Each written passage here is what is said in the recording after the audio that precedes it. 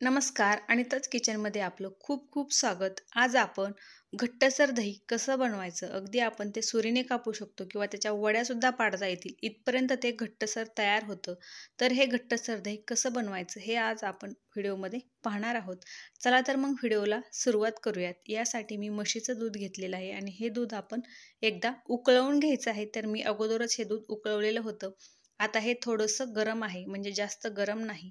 तर मी साईसह दूध हे घेतलेलं आहे. छान आपलं दही जे आहे ते तयार होतं.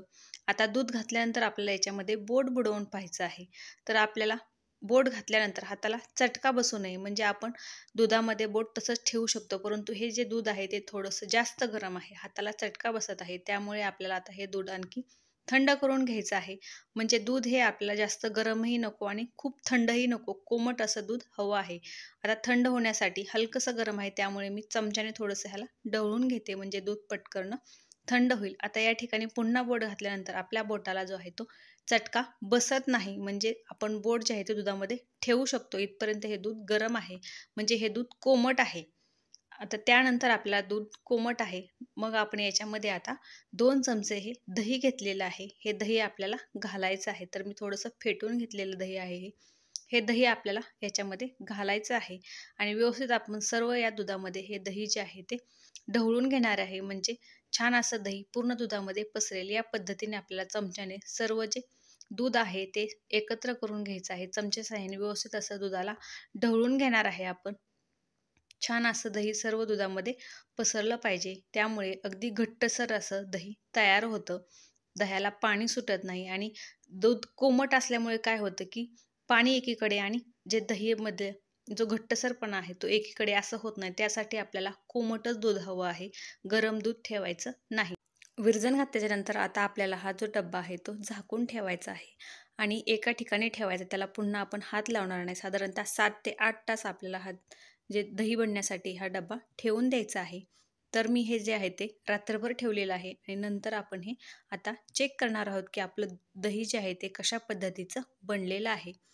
तर पाहू शकता, वरून तर आपल्याला छानच दिसत आहे आणि आता मी डब्बा जो आहे तो अगदी पालथा करून दाखवते. तर आपण पालथा केल्यानंतर सुद्धा आपलं दही अजिबात सुद्धा हलत नाही, अगदी जशाच्या तसं आहे. पाहू शकता, एवढं घट्टसर हे आपलं जे दही आहे ते बनतं.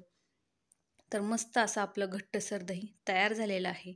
आपण कितीही डब्बा कितीही वेळ ठेवला तरी ते दही जे आहे ते हलत सुद्धा नाही. एवढं आपलं छान मस्त घट्टसर दही तयार झालेलं आहे. आता चमच्याने सुद्धा मी काढून दाखवणार आहे.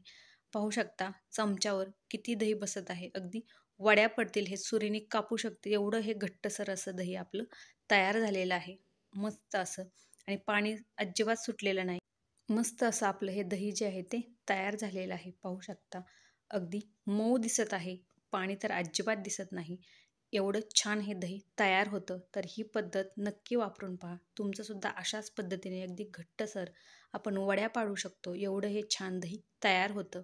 तर तुम्हाला ही दही लावण्याची पद्धती कशी वाटली ती नक्की कमेंट करून सांगा आणि आवडल्यास व्हिडिओला लाईक करा, शेअर करा आणि त्याचबरोबर चॅनलला सबस्क्राईबसुद्धा करा आणि बेल आयकॉनसुद्धा क्लिक करा, जेणेकरून तुम्हाला नवीन रेसिपीज पाहायला मिळतील. तर पुन्हा भेटूया अशाच एका छानशा आणि नवीन व्हिडिओसोबत. व्हिडिओ पाहिल्याबद्दल धन्यवाद.